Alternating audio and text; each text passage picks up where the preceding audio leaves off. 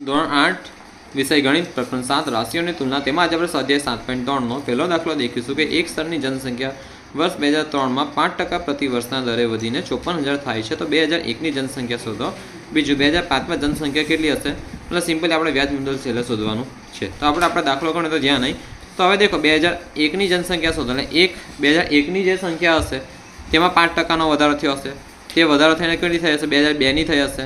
અને 2002ની જનસંખ્યા તેમાં 5% વધારે થયો વધીને શાની થઈ હશે? 2003ની થઈ હશે. એટલે 2003ની જે આપણે જનસંખ્યા કીધી ને ખરેખર જનસંખ્યા એ આપણે મુદ્દલ નથી પણ તે શું થાય? વ્યાજ મુદ્દલ થાય. બરાબર. શું થાય આપણું?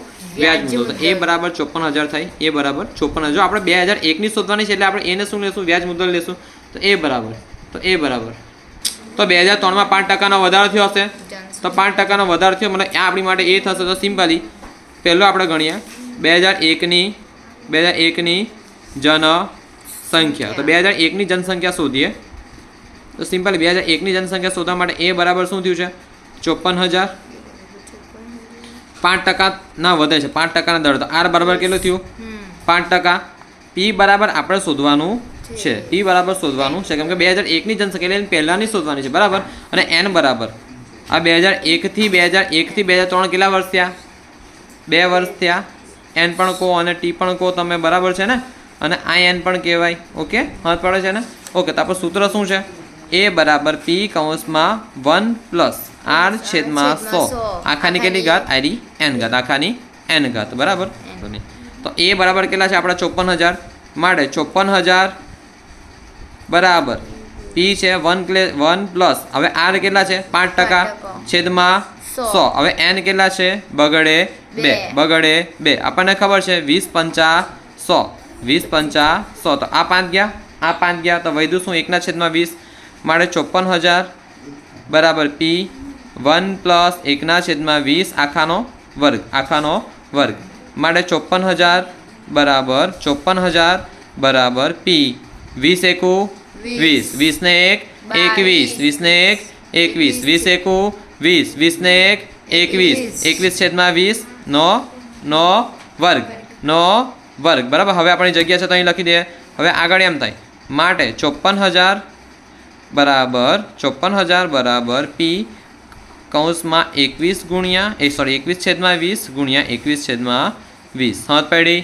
આટલો સમજ પડી ને? જો 21નો વર્ગ છે એટલે 21 2 વાર ને 20 પણ 2 વાર માટે 54,000 બરાબર પી ગુણ્યા 21/20 ગુણ્યા 20. આટલું સમજ પડી એકદમ. હવે અહીંથી પાછળ જઈને સાદું રૂપ આપો એને. હવે આપણે પી શોધવાનું છે. પીને કરતા બનાવીશું તો પીને કરતા બનાવતા શું થશે? જો આ 20 ગુણ્યા 20 છે તો ઉપર અહીં છેદમાં છે તો પેલી બાજુ સામા જતા રહેશે અંશમાં. અહીં ભાગાકાર તો અહીં ગુણાકારમાં. તો માટે 54,000 ગુણ્યા 20 અહીં છેદમાં છે ને તો અહીં અંશમાં જશે ને 21 ગુણ્યા 21 અહીં અંશમાં છે તો અહીં ક્યાં જશે? છેદમાં. 21 ગુણ્યા 21 સિમ્પલી બરાબર પી. આટલું સમજ પડી? પછી ધ્યાન આપો અહીં માટે 54,000. હવે એમ લખો એમ 54. હવે પહેલાં શું કરો? એકદમ તમે સાદું સિમ્પલ કરી દો. નાના હવે ટુકડા પાડી દો. બરાબર. 54,000 છે તો 54 ગુણ્યા 1,000 ગુણ્યા 20 ગુણ્યા 20. હવે ધ્યાન આપણને ખબર છે 7 તાલી 21. હવે આને તમે ઉલટું કરીને લખો તો એ કંઈ વાંધો નહીં. પી બરાબર 54 ગુણ્યા 1000 ગુણ્યા 20 ગુણ્યા 20 કેટલા થાય? 20નો વર્ગ 400. સિમ્પલી 7 49 3 તાલી 9 9 54 માટે 6 ચોકુ 24. પી બરાબર 6 ચોકુ 24. 24ની પાછા 2 મીંડા લખવાના ને. 400 ગુણ્યા 6 થાય તો 2400 થશે અને ગુણ્યા 1000 ભાગ્યા 49.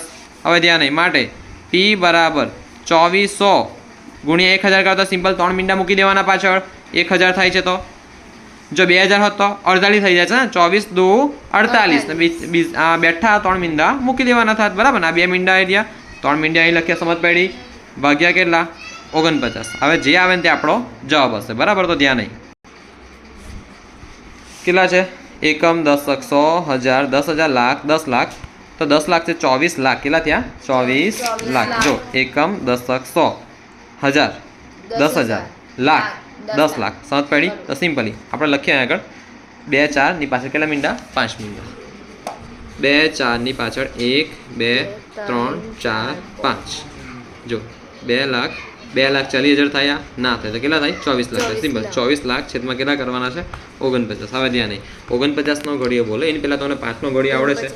5 નો ઘડીયો આવડે છે તો 5 × 5 5 × 10 5 × 15 5 × 20 5 × 25 તો પાછું 25 કરે તો 25 સોરી 500 ગુણ્યા સોરી 50 × 5 કરે તો 250 આવશે. 50 × 5 કેટલા આવશે? 250 આવશે.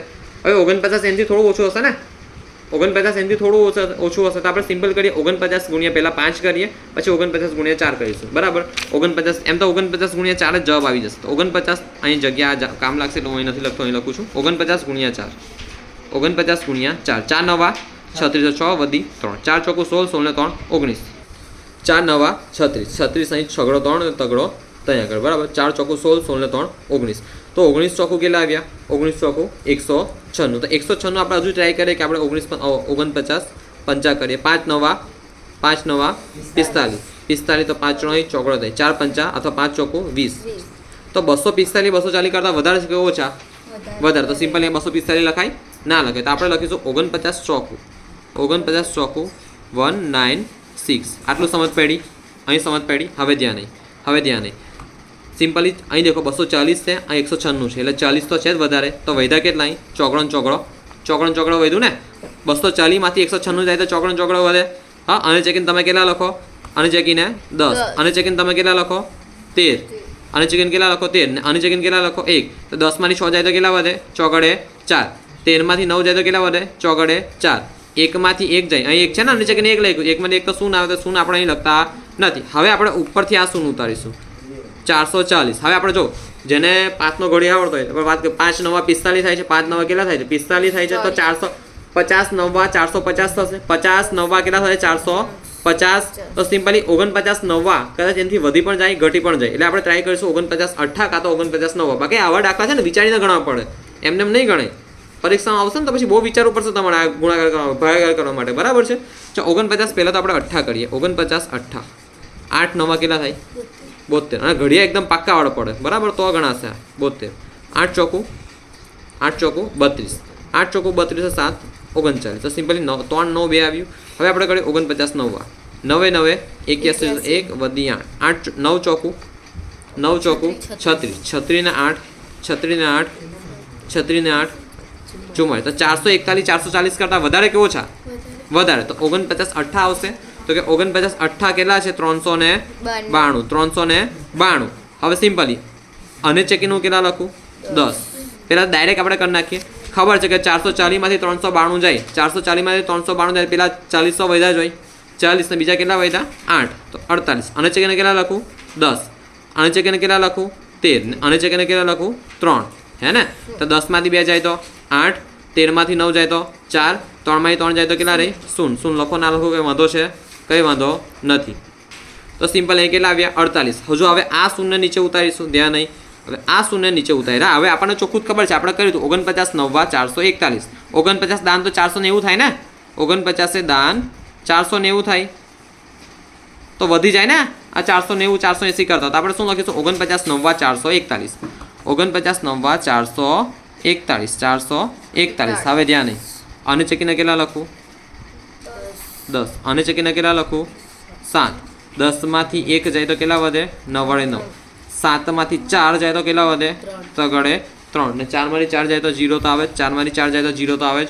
ઓકે તો 39. હવે સિમ્પલી આ 0 છે તેને ઉતારીશ અહીં આટલું સમજ પડી મગજમાં ઉતરું 390 આવ્યા આટલામાં કોઈ છે 390 નજીક તો કે હા સાહેબ છે 49 અથા 392 થાય તો આપણે 49 7 કરીશું 392 વધી જાય છે ને 390 કરતા તો આપણે કેટલા કરીશું 49 7 તો 49 7 7 નવા કેટલા થાય? 7 નવા 63 તગડો ત્યાં છગડો માટે 7 ચોકું 28 28 ને 6 34 તો 343 આવ્યા 28 ને 6 34 તો 343 આવ્યા. આપણે 49 8 કેટલા કરેલા? 392. 49 8 કેટલા કરેલા? 392. તો સિમ્પલી આ 343 નહીં લખીએ 49 7 કેટલા આવ્યા? 343. અને ચેકીને કેટલા લખું? 10. અને ચેકીને કેટલા લખું? 8. 10 માંથી 3 જાય તો 7 8 માંથી 4 જાય તો 8 માંથી 4 જાય તો 4 3 માંથી 3 જાય તો 0 હવે હજુ એક બાકી છે 0, તેને પણ અહીં ઉતારીએ. જો આવું દોરજો ને તમે પરીક્ષામાં કોઈ ખોટું નહીં પાડે. હા દોરજો, કેમ કે છેલ્લે કંઈ ગૂંચળો ના પડે એટલે મેં એ દોરું છું. બરાબર. સિમ્પલ અહીં કેટલા લખ્યા 0. તો હવે 470ની આસપાસ કોઈ છે ભાઈ આગળ? તો કે હા રહ્યું 49 9 49 9 49 9 441 છે. 49 દાન તો 490 થાય તે વધી જાય છે એટલે આપણે કરીશું 49 9 49 9 કેટલા છે 441 441 49 9 441. હવે સિમ્પલ અને ચેકીનું કેટલા લખું 10 અને ચેકીને કેટલા લખું 6. 10 માંથી 1 જાય તો 9, 6 માંથી 4 જાય તો 2, 4 માંથી 4 જાય તો 0. સમજ પડી? મગજમાં ઉતરું. હા હવે આગળ કઈ 0 છે 0 છે નથી તો અહીં શું કરશો? અહીં પોઈન્ટ, અહીં 0 0 0, અહીં પોઈન્ટ ને અહીં 0 મૂકવાનું ના નહીં મૂકવાનું, આ 0 ને નીચે ઉતારવાનું. બરાબર. હવે 290 આવ્યા તો 290 ની આસપાસ કયું છે આગળ? 49 50 છે. 49 છંગ વધી જશે. 49 છંગ વધી જશે. કેમનું વધશે? કેટલા વધશે તો આપણે દેખીએ. 49 છંગ 6 9 54 4 વધી 5 4 ચોકું 4 ચોકું 0 4 ચોકું 4 છે કે 6 છે? 6 તો 6 ચોકું 24 6 ચોકું 24 24 ને 5 કેટલા થાય? 24 ને 5 કેટલા થાય? 29. તો 294 290 કરતાં વધારે કે ઓછા? વધારે. તો સાદી ભાષામાં 200 ને આગળ 90 છે 294 છે તો આપણે 49 છંગ નહીં પણ 49 50 મૂકીશું. હવે ધ્યાન નહીં 49 50 તો કે 245. 90 માંથી 45 તો કેટલા વધે? 45. પછી હજુ આપણે ઉપરથી 0 ઉતારીએ તો હજુ ઉતારે તો કેટલા આવ્યા? 450. કેટલા આવ્યા? 450. પછી આપણને એ પણ ખબર છે કે 49 9 કેટલા થાય? 441. તો 49 9 441. પછી આગળ ચાલ્યા જ કરો તો તમારે આટલે અટકી જવાનું. બે આંકડા આવી ગયા ને, બહુ થયું. તો કેટલું આવ્યું? 48 979.59. 48 979.59. હવે તમને ધ્યાન આપું જો કઈ વસ્તુ કહો. જો તો 2001ની જનસંખ્યા તો 2001ની જનસંખ્યા. હવે જનસંખ્યા ક્યારેય પોઈન્ટમાં આવે, કાળે અડધી આવે, કાળે પોઈન્ટમાં આવે. કેટલા ઘરે તમારા ઘરે કેટલા વ્યક્તિ? સાહેબ 4.5 એટલે ચોથો 4 આખા છે 5નો અડધો છે. હા એવું સાહેબ તમારા સ્કૂલમાં કેટલા છોકરાઓ છે? તો કે 400.12 400.30 મતલબ 400 આખા છે ને પેલા 0.30 તે અડધા અડધા છે. એવું ચાલે? ના ચાલે બકા. ચાલો તો તે સિમ્પલ હવે ધ્યાન કરું. તો જો હવે અહીંયા આગળ જો આ સંખ્યાની વાત કરું. આ છે ને આ નવડો 5 કરતાં મોટો હોય, નવડો 5 કરતાં મોટો હોય તો અહીં શું કરી દેવાનું? છગડો. હવે છગડો આ સિમ્પલી 5 કરતાં મોટો થઈ જાય ને પછી તો સિમ્પલ શું કરો? અહીં એક પોઈન્ટ ઉમેરી દેવાનું, અહીં એક પોઈન્ટ ઉમેરી દેવાનું. તો સિમ્પલી 489 અને 79 જગ્યાએ કેટલા આવશે? 80 ને પાછળ લખવાનું આશરે આટલી જનસંખ્યા થશે. સમજ પડી? અને રાઉન્ડ અપ કરવાનું કહેવાય. બરાબર. શું કરવાનું?